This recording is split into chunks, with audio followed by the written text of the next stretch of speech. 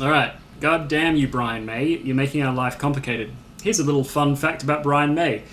He was actually a student at the Imperial College in London, close to where I used to live. Very intelligent fellow. He studied all throughout his university degree. I believe he has a degree in something like astrophysics. His dad made him get his university degree before he would allow him to kind of like pursue his musical dreams. He sold out, I think, Wembley Stadium or something crazy like that. Dad came along and he said, well, it's good that you did the music. So it's awesome. Do the education and also do the music as well. There's my little moral lesson of the day. Good to be smart and good to be rocking and rolling. Okay, so let's go to the next part of the solo, which is interesting. So we just went from this part. And now, this is where it gets really fast and really complicated. Let me play it for you and then I'll explain it.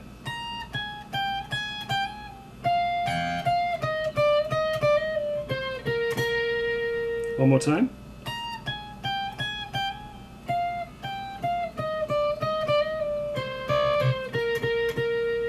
So this is a slow version of it. When you actually speed this up, Torin, you'll be practicing, and eventually it'll get faster and faster and faster. So let's break down the lick from the first position. In this case, what we're doing on the E string is we're counting back down 18, 16, 15 are the first three notes. And then we're going back up to 16, so from the beginning. And then, I believe we're going, let me see, because you kind of forget it as you play it. Okay, so now what we do is we do a hammer-on and a pull-off after those four notes. So let's go back to the beginning so you don't get confused. 18, 16, 15, 16, hammer off from 15 to 16, and then finally resolving on the 18th fret of the B string, that's the string obviously above the high E, and then coming back to the 15th fret of the high E. Now, how many notes are there? That's a hell of a lot of stuff to remember, so you're going to have to probably go back through the video a few times just to memorize it.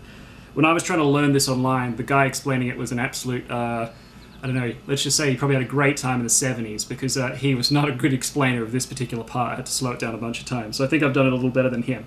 Okay, so when we do it, let's go through that little phrase again, because the cool thing about this lick is that it actually repeats itself going up this pentatonic minor scale starting from the 12th fret, which is something that we've talked about before. Okay, so we go through here. One more time. See how it's getting faster? Now, here's what we do with the next string toss, which is really exciting. We actually just do the exact same lick again, but here's where the pentatonic box comes into play. If you remember when we play our standard pentatonic, I'll go from here in this case. You can see that the division or the gap is from 12 all the way up to 15, 12 to 15 on the B, but on this little G string here, you only go up from the, 12th fret to the 14th fret. So this will make sense when we actually keep playing this lick. All right, so let's not get you confused. Let me see if I can play through all of it, and I'll show you.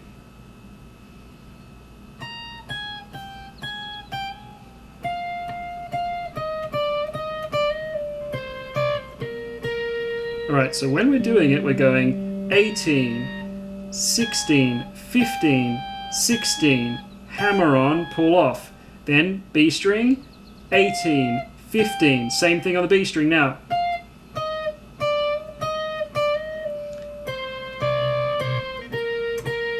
And then we're resolving this time, Taz, by playing the 17th fret and then the 15th twice. So the thing ends just like that. That's a lot of information though. Let me play it very, very slowly so that you can watch the video and get it. Starting from the 18th. Let's count it all the way down to the 15th.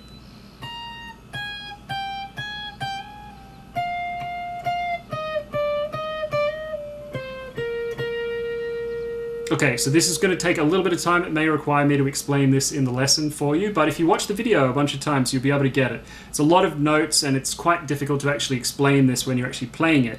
But I think I've demonstrated it fairly well, and you're a wonderfully smart kid, so you'll pick it up. All right, or a young adult now, Taz, you're no longer a kid.